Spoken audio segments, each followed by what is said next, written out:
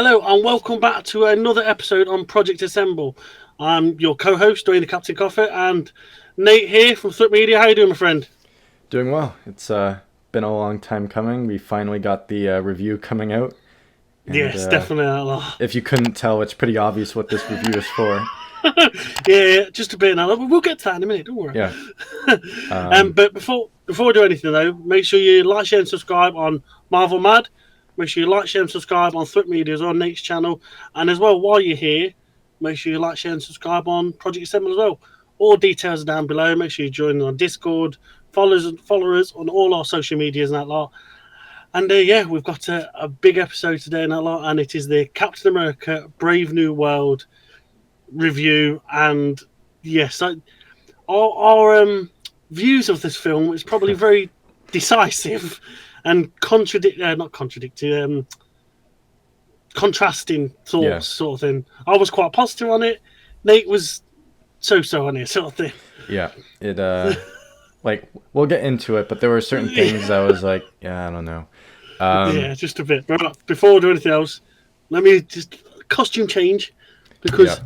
this gets ever so hot. But yeah, before we get into it, we're also gonna go through a little challenge that Yes. Dwayne has for me after the review, and we've got something else planned if there's a time allowing. Definitely. But yeah, it's gonna be an interesting challenge that he's got. But we're not gonna say anything until we get to that. All right, so I guess we can get into the review. So I'm just gonna go through the normal format, like our guiding questions through it. So what would you rate this out of 10? Myself, I was on my channel and the review I put up with Eleanor.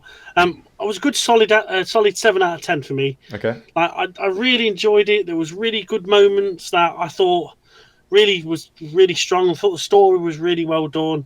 But yeah, good 7 out of 10. I thought it's not amazing. Oh, pardon me, not amazing film, but wasn't the worst film by any stretch of the imagination. Okay. So for me, I would have to give this a 6. 6 out of 10. And watching this movie, I think I don't know, most of the movie I was kind of like, why are they doing this? Why does it look like that? That kind of thing. Like I was like questioning more than watching the movie, I feel. And I don't know if that's just me. I might need to see it again to kind of, maybe get a better opinion on it. But seeing it the first time, I was like, yeah, it's fine. It's not anything great, but at the same time, it's got some big flaws that stood out to me. So we're going to get into it, though.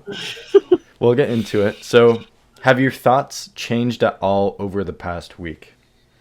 Not really, in a lot. I really enjoyed it in a lot. I've seen a lot of people say it's like very predictable Yeah. with some of the things that's like you can see during the film. But Yeah. again, I really enjoyed it a lot. Even looking back and trying to see, like, people have took snaps of where like it's been cut a lot, and it's really like you can tell that that's one of the reshoots, and the CGI stuff like that was really like off-putting. But for myself, when I watched it in that first screening, I was just immersed in the story. I didn't really notice any of the different moments that looked really bad, like other people have said look really bad.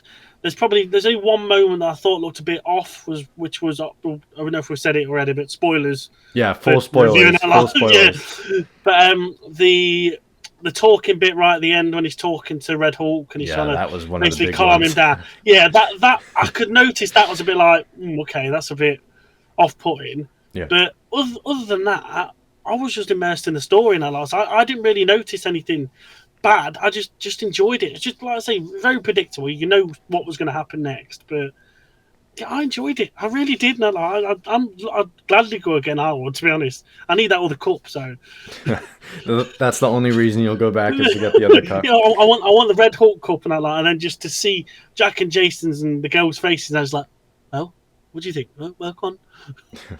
Yeah, for me, my thoughts haven't really changed in the past week. It's still just, going into it, I was like, finally, another Marvel movie in the theaters. And then coming out of it, I was like, oh, it's one of those ones again. And like what was your thought about the intro as well? Because I thought the intro was fine. I weren't really too bothered about not seeing the dum dum dum dum dum dum. Oh, I know it's that, the whole, okay. Yeah, that experience and stuff. I get what they I were would, trying to do. It's like going back to the political thriller movies of the 70s where it was just like a quick intro. And like I was expecting the fanfare to come on and all that, but it didn't. I was like, okay, they're like getting right into it then. Um, oh, so he wasn't too bothered that they missed that out, then, sort of thing. I mean, that adds to the experience. Like, it gets you like hyped Oh, up for okay, it. It gets you like really okay, like you hear that music and you see all yeah. the frames and you're like, yeah, this is we're in it. It's the Marvel movie. We're in the Marvel movie finally back in theaters. But yeah, it was yeah. Overall, the movie was just like yeah. I'm trying not to give away my thoughts right away because we're gonna get into it. Yeah. But yeah, I But guess we'll do you just keep. think though, with the opening, the quick opening like that, do you think? For me, I thought that fitted the film more with a quick opening, and then have the big fanfare one for like the Thunderbolts or something. That's what my feeling was anyway. In that Yeah, it could be. I also like there's the intro with like the Marvel Studios thing, but it also lays the ground. Like the first, I don't know, 2-3 minutes of it just lays the story out. Like yeah, Ross, president, mysterious bunker, lights flickering, all this stuff. yeah, World tensions, adamantium, Tiamat Island, all that thing. It lays it out really well.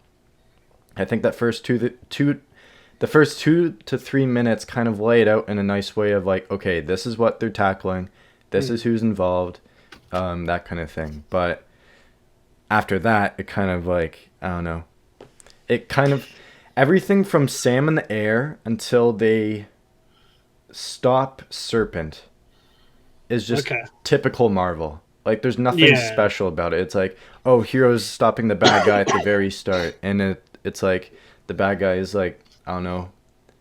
He cuts a priest in this one. It's like, oh, the bad guy looks threatening in the beginning, and then heroes come in and save the day. There's a few comedic moments, and then it yeah, just carries on. The intro was like, I've seen a lot of people say like the intro was one of their favorite parts. And for me, it's like it's just run of the mill Marvel. yeah, It's not any different. It's not anything special from what we've seen before. Sure, Sam looks cool fighting as Captain America, but it's not anything huge to make me like, oh yeah. shit, this intro is awesome. It's just very typical Marvel. It seemed like the opening to an episode of Falcon and the Winter Soldier. Okay, well, I've never heard that Yeah. before. So okay, that's a new take on it, to be honest. All right, so what was the best aspect of the movie for you? For me, I think the storytelling, to be honest, with Isaiah Okay. Bradley being like they're trying to figure out how Isaiah Bradley has been brainwashed, and then the whole like, well, it looks like the one that the people that got the adamantium from Japan was actually America, and Ross is all intertwined with it, all sort of thing. Then you can see him slowly like losing it, but then it comes to the point where he's almost going to break into the Red Hulk, and then doesn't, and then eventually does. Geez, the storyline was just really good, and it reminded me a lot how it was like played out and stuff. Now, because I'm redoing something else that you've probably still been seeing on the channel, but it did remind me a lot of the Winter Soldier sort of thing, and bits of Civil War where it's like Zemo's your sidewinder sort of thing. You've got the Winter Soldiers, your Isaiah Bradley, and it's that sort of trying to stop him and help him, and then having to fight somebody big at the end, and like the mastermind behind it all gives himself in sort of thing, and it's like, why is he doing that? There's more ramifications that's cut that to come down the road, sort of thing. But yeah, the story wise, I just really enjoyed it. I think it's not a bad story. Like it has like all of the, you know, I don't know, like for me it wasn't shocking, but it was like it has Yeah, those moments where it's like, oh shit, it's like this is involved, that kind of yeah, thing. Um, like you said, the whole U.S. Japan tensions thing over adamantium, and then Japan finding out that the U.S. is behind it, and then it starts to uncover a whole other thing of who in the U.S. let this hit happen on the adamantium fragment, and then it kind of unfolds from there. But we'll get into it. But I still have more thoughts on that. The best aspect for me, I think, was Anthony Mackie and Harrison Ford. Yeah. Anthony Yeah. Mackie just fully embodies Captain America now, like he is Captain America. Oh yeah, massively. I think he was really good in this. And yeah, Harrison Ford did a great job coming in after we lost William Hurt, but I would have liked to see what Hurt's version of the Oh Red Hulk yeah. would have been and what he would have been like in this. But Harrison Ford did a good job of being that. Yeah. Like obviously he's done it before. He's played the president a few times, but what he does in this was really good. And like he obviously has something he's hiding, and he reveals that about halfway or in the last quarter of the Yeah. movie. You can tell he's hiding something. Like he knows something, but he's not gonna tell Sam. Yeah. And once the leader breaks that news that he's had me in this bunker forever because if I helped him become president, he was going to pardon me for all the, chaos I caused in the Incredible Hulk. And he forgot about me, so now I'm going to take revenge on him. And I think Ross the entire time knew that Oh, Stearns was behind all of it. he And just didn't want to admit it, sort of thing. yeah, like really the guy that I had working for me and made me president is the one that's upending everything that I am trying to fix here. Again, that might be another flaw of the movie, how I don't... it seems all too convenient for the leader. Yeah. Okay. Okay. Like I can give you that, but I still enjoyed it. I get he's a smart guy, but they've kind of retconned like every single event since the Incredible Hulk has been calculated by him Yeah. to lead up to Ross's downfall by his hand. It seems like very convenient how everything is lined up in place. Like Thanos somehow didn't change any of that, and the leader's like, "Oh, good, my plan is still gonna work out." It seemed like it took way too long. If he wanted to do it the whole time, he could have just done it like before Infinity War. Like, why is he waiting so long for this to happen? Yeah. Do you think that? I know what you mean. I know you're coming from where it's like too convenient, but with the whole leader sort of aspect of the character, do you think it sort of fits him sort of well because of how smart he is and how he can like figure out all these different variables and stuff like that sort of thing? Well, I get he's smart, but how can he calculate, oh, Thanos is going to come to Earth and he's going to snap half of existence across the universe? Yeah, okay. Like, I just don't understand some of the things that led up to the moment of him. Like, obviously he is taking the pills and it's giving him the gamma like radiation through the pills, but everything up to that just seems like it's very lazy writing in the end, in my opinion. Okay. In terms of okay. it's all been building up to this, but why is it taking this long? If he was so smart, it could have been done like instantly. Yeah. So I guess we've kind of worked into what was the worst aspect of the movie. But what was the worst one for you? For me, it was the look of the leader. That really, really wound me up. That did sort of thing. As soon as I seen him come out of the shadow, I knew it was him anyway. But as soon as I seen him come out of the shadows, I'm sat there with Eleanor and I'm looking at him like, what the hell? Like I remember you telling me about like the artwork and stuff like that coming from stuff like, and I'm like, nah, sure, that's just like that's like the first sort of thoughts. That's the first that I was gonna have, and then I seen it in live action. I'm like. Oh, dear. So originally, in all those artworks, that was initially what he looked like in this movie. And it didn't test well with their test audiences, so they had to go all the way back. Every scene the leader is in is reshot. Yeah, you can tell that, to be honest. Especially when he turns himself in. That's so, like, it's clear as day he's standing in front of a green screen. Yeah. And there's, like, nothing happening in the background behind him. It's like, did you not even put any effort into this shot right here? But yeah, his look, they wanted to make it look more, I don't know, like body horror, like that kind of thing. Like it's kind of like there's all these like, I don't know, like cysts and stuff popping off his head and it's all wrinkly and you can tell his like brain has expanded, but it's not Yeah. like giant like No. it's not like the head in the comics where it's like No. actually like Well, huge. it's not So even like the ones that got in the Funko Pops and stuff like that sort of thing. yeah, That the one in the Funko Pop, I'd have looked that. I find that all day long. yep. That looked nice. That did. So that But design in any kind of merchandise or like those concept arts are all not even close to what the final no, product is because it was no. too late for them to change all of that by the time the movie came out. So yeah. That for me that was the worst thing because it was just so frustrating to see that. Really, really was. Yeah, that's one of my nitpicks is that he just it doesn't look like it looks good for what they were trying to do, but it could have been better. I don't even think it looks good, to be honest. It really pissed me off that much, to be honest. I don't know. Maybe a different shade of green, I don't know. But, But yeah, I think the worst, like I kind of touched on it, was some of the plot conveniences, yeah, the visuals, like you said, the shot of Sam talking down Red Hulk, like yeah. that. I looked over because I saw it with my dad. I looked over at him. I was like, really, like they could not have touched that up a bit more. When he talks to Sidewinder after he finds out that Stearns is behind it. When they're in the like army base area, that is very clearly on a green screen too. Yeah, just a few shots. And the other thing, why are we still doing the nanotech helmets? Oh yeah.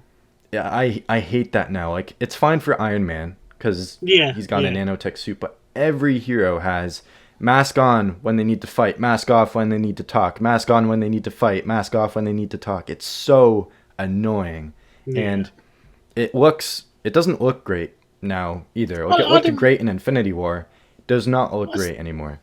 I don't know. I don't mind it. I can, especially with him flying around and stuff like that. It fits him because of obviously the G forces and all that sort of stuff. I get that, but when it's going on and off all the time, like when he's at the White House, when Ross is turning into the Red Hulk. And even at the start in the intro when he lands, and obviously he just came from like high speed flying, but when it comes off it looks so weird to me. And where's he gone? See, this is why I prefer like the masks like a physical helmet. Just have something similar to that. Don't have to be obviously the blue and like that cap had that Steve had. Just make it something similar to that and let him just take it off on and off. Like Black Panther in Civil War. It came off. Like it wasn't a nanotech helmet yet. I think that's kind of gone out of proportion. If he's going to have the nanotech out, have it just for the flying and stuff like that sort of thing. Like he didn't need it when he was fighting in Winter Soldier and that lot. Like he didn't need no nanotechs when he's flying and whizzing around like the helicarriers and stuff like that. You could say he's not going as fast, but he's still flying. Yeah, exactly. Like he's still going, not G-force, but he's still whipping around that sort of thing. So, I just remembered one of the best aspects I think was Sam and Joaquin's dynamic. They were really good together. Oh yeah, they were brilliant. They were. Yeah. They really like them bouncing off each other. That lot. So good. Now, some bits did really have me chuckling, to be honest. My question is, how did he get a Captain America themed penthouse? The giant like star decal on the window. Yeah. Everything is like Captain America themed in there. Like, how did you get this? Like, what is it? It's been a couple of years since Falcon and Winter Soldier, so he's been minted yeah, that's since true. then. That's true. I just thought that was like, what are we doing here? Like, it's very, I don't know. It seemed very cartoony to me when that happened. Yeah. I was like, really, like, kind of over the top. But yeah, I think we've kind of gone over the worst aspects. What worked the best for you, like in terms of whether it's storytelling, the character development, like what worked the best? Oh, that's a bit of a tricky question. That is probably the character development of Sam. To be honest, him properly building up into being that Captain America now. Like he's properly. He don't need the super soldier serum because his version of Captain America is like always fighting and always trying to be the better man and help and support and be that proper leader sort of thing. That's why Ross came to him to try and say, you need to build me an Avengers team and blah, blah, blah, sort of thing.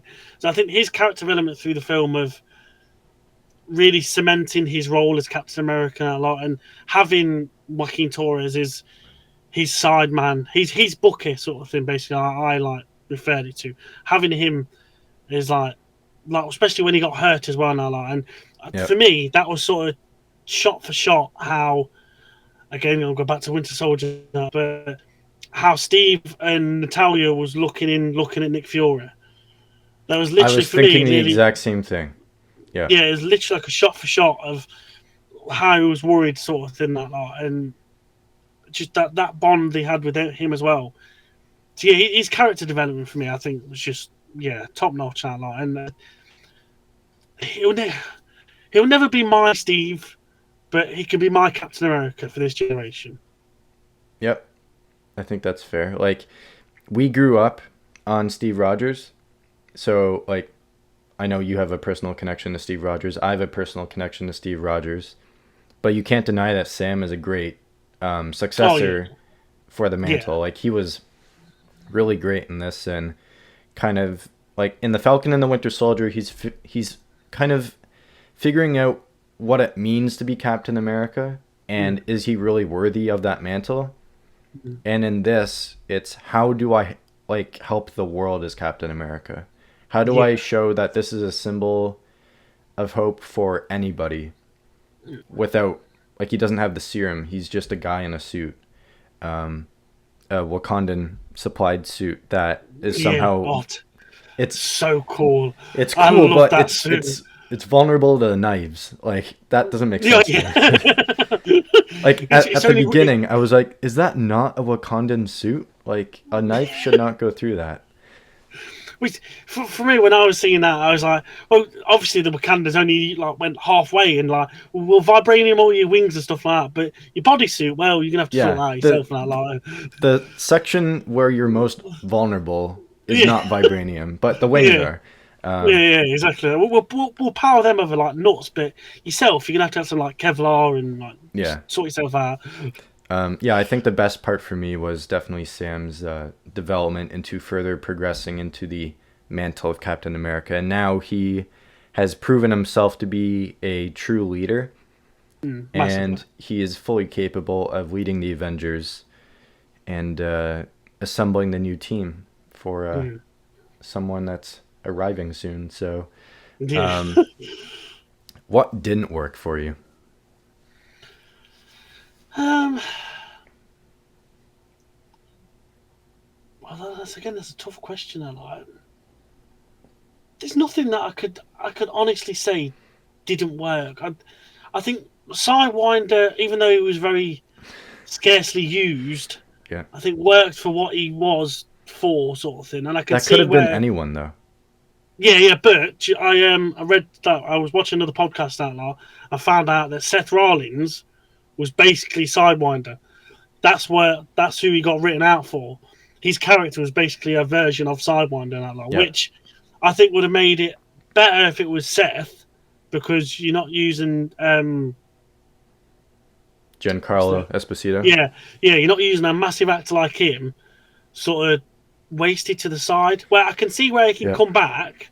I can see him easily coming back in a similar sort of role as Zemo did in the Falcon and the Winter Soldier sort of thing, and that's where I can see him working out. That's what will happen, but I don't know. He was just such a waste.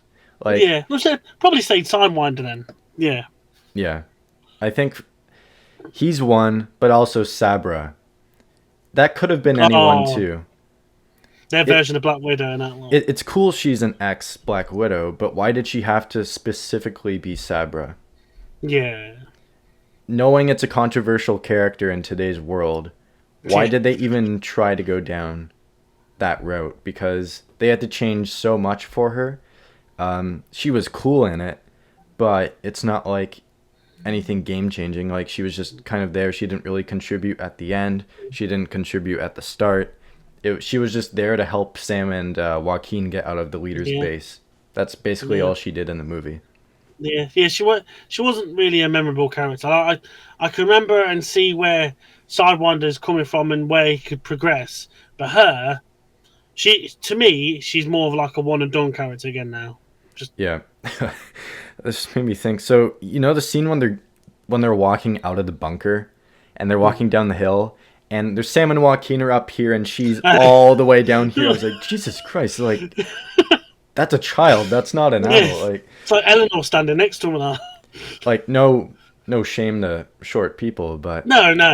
it's it was very like obviously like Off-putting. that's Really very off-putting. off. Yeah. Yeah. Like those guys are like 6 foot and then she's Yeah. like, I don't know, all the way down there. So yeah, I think she and Sidewinder were I mean, it could have been anyone. It Yeah. didn't have to be them. Giancarlo Esposito, I still think would have been a better like, I don't know, Norman Osborn instead of Sidewinder. Yeah. But we'll get to Norman at a different time. Yeah, definitely. Oh boy. So yeah, those two I think didn't work for me. What was your favorite part overall? I got to admit, I did enjoy the Hulk scene, the Hulk fight. That lot. I thought that was really. I think that was portrayed really, really well in that lot, and it wasn't. It wasn't as intense as like when Hulk rages out when Wanda's been in his head now. I don't think it was as tense as that, but for a final fight scene for a movie and having different aspects of it's like every time he gets angrier, he starts burning and stuff like that sort of thing. His rage just boils over. Having that sort of fight with basically a normal bloke that's got to use all his techniques and abilities and stuff like that to fight him off. I really did enjoy that. So that was just brilliant. And I was really expecting him when he turned back to Thunderbolt Ross.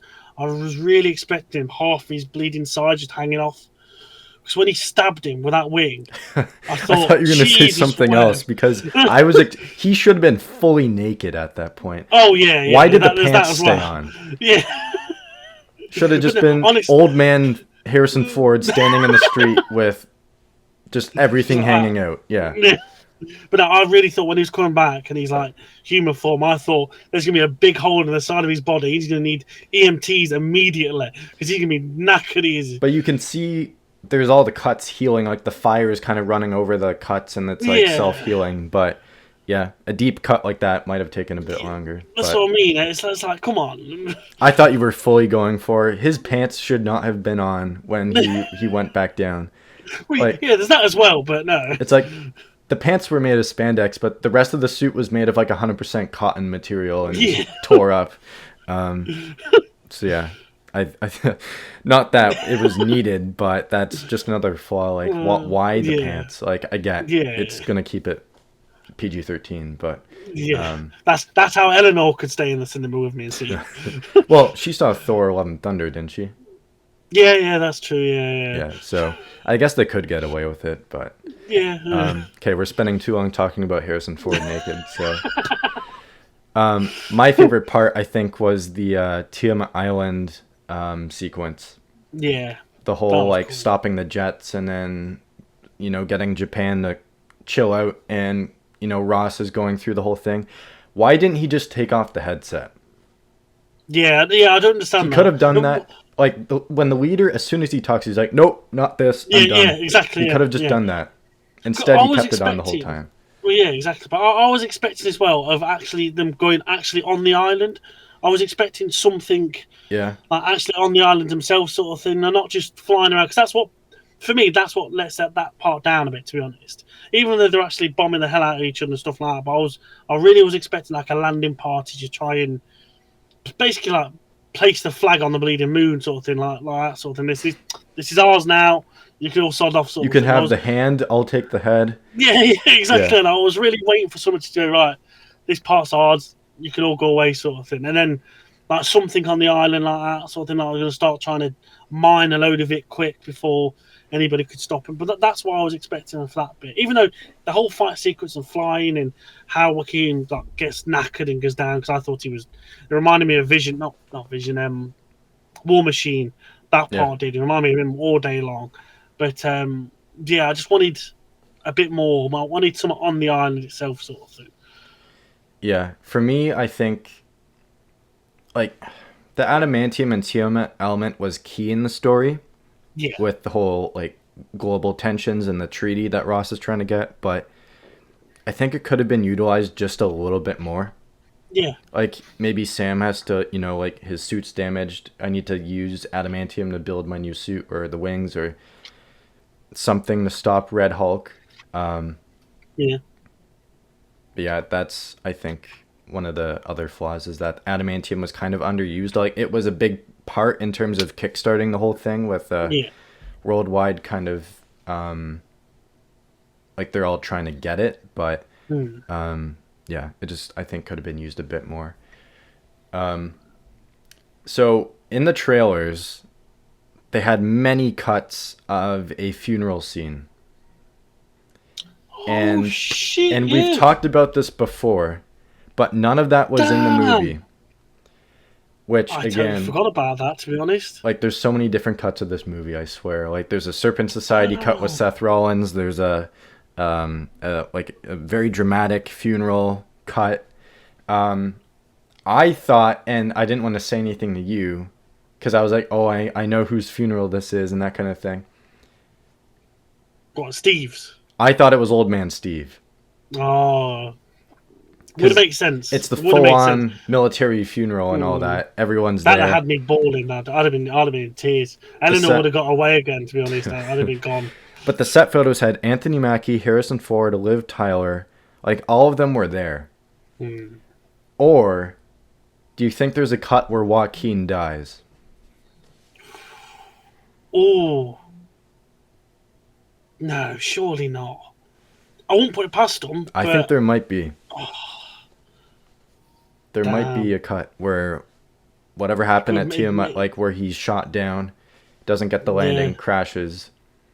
It could be a cut where that's his. Yeah. It's his funeral. So Yeah, I didn't even think of that. Damn. yeah. Also, side note, because I totally forgot to say, when I watched that podcast about Seth Rollins saying he got cut for Esposito, do you know there's actually another cut somewhere of Becky Lynch? She was supposed to be having a post-credit scene at the end of the Eternals, but they cut her out as well. What character? I don't know. He never said. WWE stars are just getting cut out of the MCU left and right.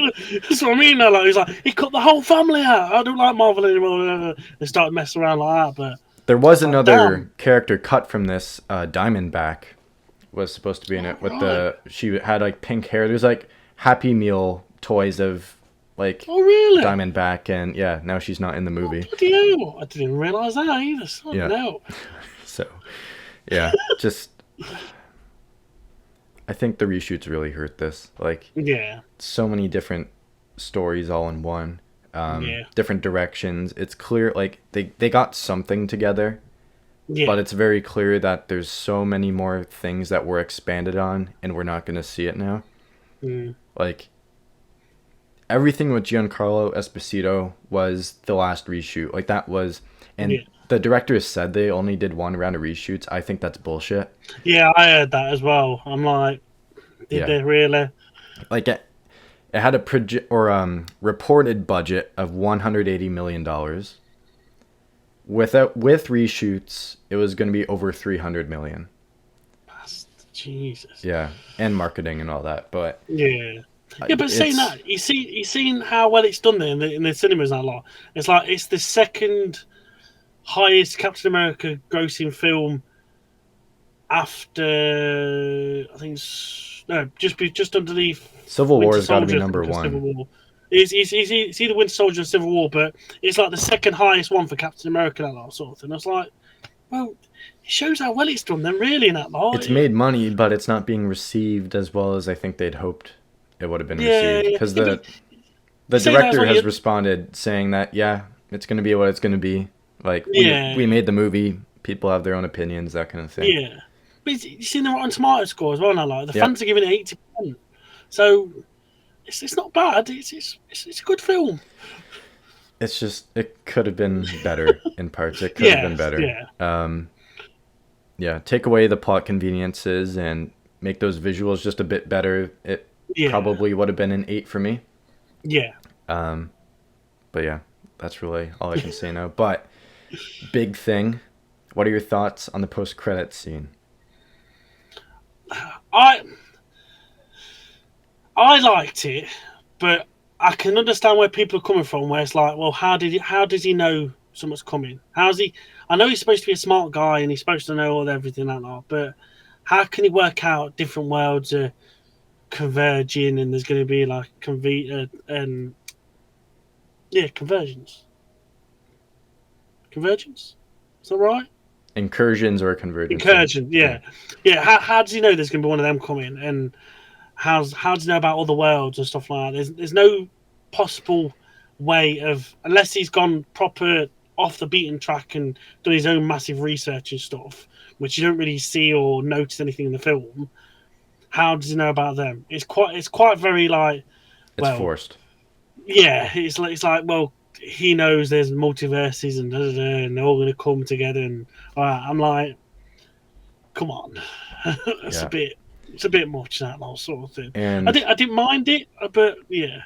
Like the thing is, like, again, you can pick that scene apart. Like, why is Sam randomly going to see him, and then later's like, oh, I forgot to tell you something, like that kind of thing. Like, it's basically that's all it is. But yeah, why does he know? How does he know? And like, it's just it feels like a Phase 4 post-credit scene where it's not going to get fulfilled. Yeah. Well, this one will, though. In this case, it will, because this is like, they were like, oh shit, we need to have build up for the next Avengers movie. Yeah. And again, that's another flaw in this movie. They didn't really have, like, where Sam and Joaquin are talking just before the credits start. And he's like, the world needs the Avengers, that kind of thing. Start naming people. Get us an idea of who's going to be on that roster, and kind of like show us, like, I don't know, like 10 headshots of people that are possible contenders for that team. Yeah, do like a mission briefing listing on a table or something. Just spread them all out and go, this is who I'm thinking about. Yeah, like, you know, in the first Avengers, sort of when Tony gets the tablet from Coulson, and he throws it all up, and then there's like footage of Captain America, Thor, Hulk, Black Widow, like... Yeah. They could have done something like that, but they had to throw in this post-credit scene to say, oh yeah, Avengers are coming, but we're kind of late to the show, so we're going to put it in now. I do think he can lead his own Avengers, though. I do think Sam is capable now. Yeah, and he will. 100%. Yeah. He will be the leader. Not the leader, but the leader of the Avengers. I think the leader, if they are keeping him in the raft and he knows things, I could see Sam using him as kind of like a Hannibal Lecter type character, where he needs to consult with him, like, what do you know? What can you tell us to help defeat Doom or whatever is going to happen? Like, stop whatever incursion is going to happen. That could be a cool way to reuse him. Yeah, I say if they ever did, they probably won't. But if they ever did like another Captain America and the Winter Soldier season 2 sort of thing, Sidewinder and the leader would be perfect follies for that, as well as Zemo, and Sharon Carter, wherever she's bleeding at. Yeah, they'll all be perfect sort of thing for a season 2, all day long. But I don't know where they're going to come. No, we're never going to get that. But I just don't know where Sidewinder or the leader's going to pop back up again. That's the only thing. They could easily could, but when, God only knows. Yeah, especially Sidewinder. Like, Giancarlo's like, yeah, I'm coming back. You're not going to see the last of me here. Like, how? Like, where are we seeing you next time? Like, it could easily escape wherever he's at and that base and that sort of thing. He could easily just take all them out, sort of thing. But then what? Yeah, like, he's not that caliber of a character to lead his own thing or be... No. Like, he's not... Like, he's a dangerous guy, but he's not, like, a huge villain by any means. No. Like, he's very easy to take down. Like, Sam did it. Like, anyone can do it. It's just... Yeah, Sidewinder's one of those characters, like... Again, thrown into the movie at the last minute. Wasn't really worked to the way I think they wanted to, and could have been a bit better, but... Yeah, it is what it is. Yeah. Final question. Will we see Sam in Thunderbolts? Asterisk. I don't think so.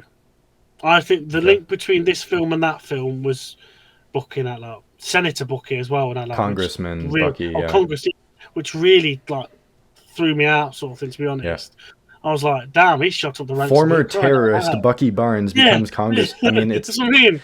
I'm not going to get too political, but it's Yeah, it's we don't go there. it's the U.S. So Yeah, we yeah. won't go there. But yeah, I was really like, that's the only sort of link you'll have to Thunderbolts from this film, anyway. Like I was miffed. You're not going to have any sort of reference from Thunderbolt Ross in it. Now he's in the Bleeding Raft. Yeah. So the link you can get from it was Booker, and that's it. Yeah. I mean, I could see Sam appearing in the post-credit scene with Oh, really? with whatever happens in Thunderbolts asterisk. Again, I'm still going to keep saying the asterisk. But I don't see him appearing in the main movie the way Bucky did in this. I think it's going to be really focused on that team with no outside interaction until the very end. And then, again, that's another one where it's like Sentry's taking over all of New York. Yeah. And it feels like that's going to be an event that no one will reference after. Like, it's just going to be like, oh, do you guys remember the giant shadow thing that took over New York? Wait, what was that? Where did that happen? I was in Australia by that time. I didn't know. I didn't notice anything. Yeah, I was it's inside the world. It's like Black Widow in the Red Room. The Red Room's falling to the mainland, and no one's like concerned about a giant like satellite falling down. It's like, yeah, she's got it. She's handling it. Fine, don't worry about it. Yeah. Like, I think if the Avengers were established, and maybe between Thunderbolts, or this and Thunderbolts, the team is formed, and the Thunderbolts can't stop Sentry, and then the Avengers come in to help the Thunderbolts stop him. Yeah. Yeah, maybe not long. But I actually wouldn't mind that. Yeah, but it'd be a bit sudden, wouldn't it? Like, this new team of Avengers just it turn would, out of nowhere. But a team with no powers, how are they going to stop the Sentry? Yeah, there's that as well. Like, Unless Yelena's easily getting turned into a exactly. A shadow. Done. Yeah, it's done. Unless you're saying he calls in Thor and they don't get Thor, Thor's they a get dad Hercules. now. He's not going to care anymore. Yeah, we get Hercules instead, wouldn't you? That Again, another post-credit scene that is not going to get fulfilled. So yeah, that's all the questions I had about Captain America: Brave New World. I'm still at a 6 out of 10. You're at a 7 out of 10. Still 7. I really enjoyed it. There's like we said, bits that they could have improved on. If they could have improved on that, it'd have been a 9 for me all day long.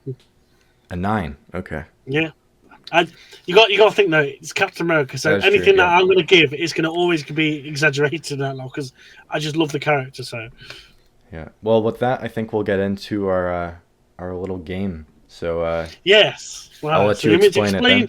I'll explain what happened. So, again, I was watching loads of interviews and stuff like that of Anthony Mackie and stuff like that, and then somebody gave, I can't remember if it was either Harrison Ford or Anthony Mackie, a task, and he says, "Can you name all 35 Marvel MCU films from the beginning of Phase 1 up until, well, I can give you one, obviously Captain America: Brave New World." So I can imagine Harrison Ford just walking out of that after that question. I can't remember if it was Anthony Mackie or Harrison Ford. And all I can remember is him looking at him and going, "Not a chance," and they're just laughing, that sort of thing. And then I was like, "Oh, that's a really good task, that is, isn't it?" Like, and say me and the old girl, we did it. We had about 4 films that we could not remember to save our life. We had to go and do a research, and one of them was like, "How the hell do we forget about that?" But I thought the best person to ask is our good friend Nate, and I would love to know if he can get it, because for me it was a real tough sort of one. So I've got all 35 films here. I will mark them off every time you give me a correct answer. And special presentations don't count as films, right? No. Okay. So all the ones, all in the cinema, just the MCU official. So there's no Werewolf by Night, there's no Guardians of the Galaxy Christmas special, none of the series, all MCU. All right. Let's do it. Right. All right. So, are you keeping track of these too? Yeah. I've got my list. I'm marking off every time you tell me one. Okay. So, Iron Man, The Incredible Hulk, Iron Man 2. Hang on. Let me mark them off because I ain't got them in order. I've got them in order what I said them in. So, crap, where's he gone? Incredible Hulk, yep. Iron Man 2. Yep. Thor. Yep. Captain America the First Avenger. Yep. The Avengers. Yep. Iron Man 3. Yep. Thor the Dark World. Yep. Captain America the Winter Soldier. Yep. Guardians of the Galaxy. Yep. Age of Ultron. Where is it? Yep. Ant-Man. Yep. Captain America Civil War. Yep. Doctor Strange. Yep. Guardians 2. Yep. Homecoming. Spider-Man. Obviously, yeah, Spider-Man Homecoming. I want the full answer. It's got to be the full answer. I can't just take half answers. All right, Spider-Man Homecoming. You got that? Yeah, yeah. Right. Thor Ragnarok. Yep. Black Panther. Yep. Avengers Infinity War. Yep. Ant-Man and the Wasp. Yep. Captain Marvel. Yep. Avengers Endgame. Yep. Spider-Man Far From Home. Yep. Now we're into phase 4. So Black Widow. Yep. Shang-Chi. And the Legend of the Ten Rings. Yeah, Liz, that's it. That's a good lad. There we are. Eternals. Yep. Spider-Man No Way Home. Yep. Doctor Strange and the Multiverse of Madness. Yep. Ooh. Ooh. Thor Love and Thunder. Yep. Black Panther Wakanda Forever. Yep. Ant-Man and the Wasp Quantumania. Yep. Guardians of the Galaxy Volume 3. Yep. The Marvels. Yep. Deadpool and Wolverine.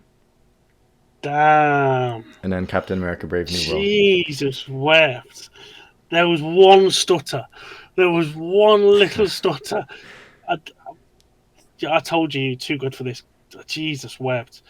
Me and the old girl, we stuck. We couldn't remember the Eternals. We couldn't remember Ant-Man Quantumania. Ant-Man Quantumania. Totally forgot about the Marvels.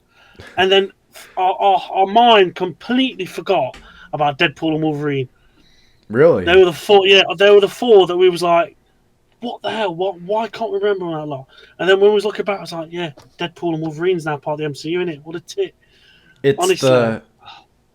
Between Doctor Strange and Guardians 3, I think was where I was like, what happened between those two again? Obviously, Thor Love and Thunder, the most forgettable one and the worst MCU movie. And then, Quantumania. Which weren't much get better, to be honest, either in that one. Yeah. It's a shame. That was fun. Shame. Yeah, that was quite good, to be honest. I really thought you were going to stumble a bit more than you did, but I knew you was too good for it any bleeding way in Outlaw Stars. Right, so I guess we've still got some time. Do you want to do our next thing? So yeah. We're going to do a blind ranking, just a Marvel character blind ranking out of 10. So, you want to get started with that? Do you want to tell you my first 10 to go straight away? Sure, yeah. So, right, so the 10 side characters that I've got for you. Yeah, this is going to be interesting. So I want you to put them in, like, the one you like the most, obviously the one you're not too bothered about. Yeah. So we've got... Wait, Ned. So am I doing best to worst, or am I choosing whichever slot I have open? A bit of both, best to worst, and then whatever slot you've got left, sort of thing. So the side character you like the most, because I'm going to tell you all 10, and then you can put them into whatever slot you want. Okay. Just to be a bit fairer, sort of thing. I'm just gonna write this down so I can visually see it. Okay. Fire away. So you got obviously Ned, Peter Parker's best mate. Okay. You got Happy Hogan, Iron Man side bloke. Okay. Dum Dum Dugan, part of the Howling Commandos, Captain America. Okay. Blind Owl. Okay. Cater from Shang-Chi. All right. Maria Hill, Nick Fury's second in command. Okay. Jane Foster, the love interest in Lady Thor eventually. Okay. Bruno from Miss Marvel. What? Oh, okay. I was like, who the hell is that? Oh, I wonder who's going 10. Uh, Betty Ross. Okay. And this one, I was like, you can call him a main character, but I'd class him as a side character. And good old Wong. All right. Okay, So, so my eye for number 1 goes to Wong, ooh, that does surprise me. Okay, Happy. number 2. It's between, like, for 1, it's between Wong, Happy, or Ned. Ooh, there's one person in there I definitely thought you would put there, but the other two I'm very Who were surprised. you thinking I'd put? Ned, all day long. Okay. Yeah, I'm going to go Wong number 1. Okay, I'll put Happy number 2. okay. I'll go Ned 3. Damn, that far down. Okay. I'll go.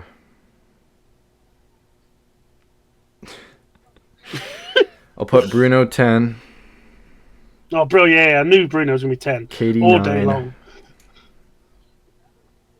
Hang on. Let me get to it. So Bruno 10. Yeah. Katie 9. Katie 9. Yeah. I thought you'd like her a bit more than that because she was a good character. She's kind of annoying. Just say it as it is, Nate. Don't worry, mate. Good. Just say it as it is. All right. Got 5 more. Let's put Blind Owl at 6. Oh. Let's put Maria Hill at 4. Even though she's wasted in a Secret Invasion. Like, again, we're not going to talk about that. That really wound me up. That did. I thought something happened there. Let's put Jane Foster at 5. Ooh. That's another surprising one, to be honest. And let's put Betty Ross at 8. Because again, she like barely does anything. She's only in one project. She barely does anything in Captain America as well. So yeah, and then we'll put that leaves you Duggan at 7. Yeah, Dum Dum Dugan at 7. Ooh. All right, so my list. That is quite a surprising list, to be honest. So yeah, so Wong 1, Yep. Happy 2, Ned 3, Mario 4, Jane Foster 5, Blind Owl 6, Dum Dum Dugan 7, Betty Ross 8, Katie 9, and Bruno 10. Yep. I'm quite surprised about some of them, to be honest. I think that's a solid list. Yeah, it's a good list. Maria Hill, I didn't think she was going to be that high up. I thought Ned was 1 for sure. I thought Blind Owl might have been a bit higher up as well, to be honest. That's such a surprise with that. That's quite a nice little shocking thing, that is. What's wrong with that? Yeah, that was cool. So I'll give you yours now. Yours, I'm going to do an actual blind ranking format. So, oh, right, go on then. So we'll do 1, 2, 3, 4, 5, 6, 7, 8, 9, 10. All right, so I'm just going to name them in the order I have them listed, but you place them where you want. Right, okay. Nova. Ooh. A 4. 4 for Nova. 4, okay. It's a bit weird, actually, because I've just played him on Marvel vs. Capcom as well, and I love that character. It's so powerful. Everett Ross.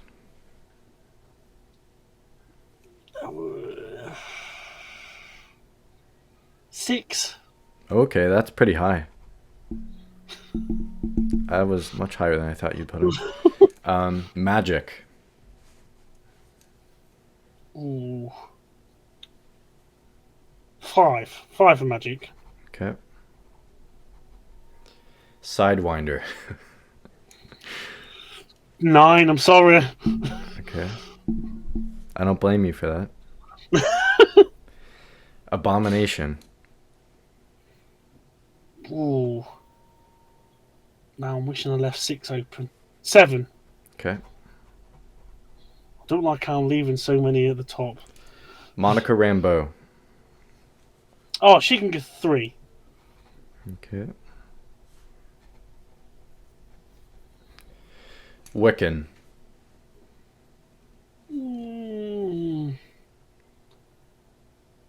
Jesus. 8. Okay. Elektra. Oh, 2. 2 for Electra. Okay. It's only comic book version though, because the movie one was a Tursus. But no, but saying that she was good in Daredevil. Yeah, the show. Like, it doesn't have to be specific to the movies or anything. Just the character in general. Yeah, no. 2, 2, 2. Because she was really good in Show and Outlaw. Okay. Gamora. She's got to go 1. She can't get 10. She cannot get 10. 1. Yeah, gotta go 1. Okay. Oh god, what have I picked last then? 10 is Foggy Nelson. Oh yeah, no, I'm happy with that. I thought he could have done a bit higher. He could have gone a bit higher, but no, I'm happy with that. Yeah, I don't mind that. That's not a bad list. All right, so your list. Yeah. Number 1, Gamora. Number 2, Elektra. Number 3, Monica Rambeau. Number 4, Nova. Number 5, Magic. Number 6, Everett Ross. Number 7, Abomination. Number 8, Wiccan. Number 9, Sidewinder. And number 10, Foggy Nelson. Yeah, I don't mind that. That's not too bad, that, isn't it? Yeah, for me, I would have put Nova higher, but... Yeah, well, you've got a bit of more of an affiliation with Nova, Yeah. bless you, so... Yeah, not a bad list, though. Yeah, I'll take that. I don't mind that at all. All right, well, I guess we'll do that for today's episode and our review for Captain America Brave New World. So, again, like Dwayne said before, make sure to subscribe to my channel, Thwip Media, subscribe to his channel, Marvel Mad, follow all the socials, and join the Discord. Everything is linked down below. And, yeah, we look forward to, in the next episode, we'll be reviewing Your Friendly Neighborhood Spider-Man. So, keep an eye out for that when that drops. And, yeah, we'll see you in the next episode. See you in a bit, guys.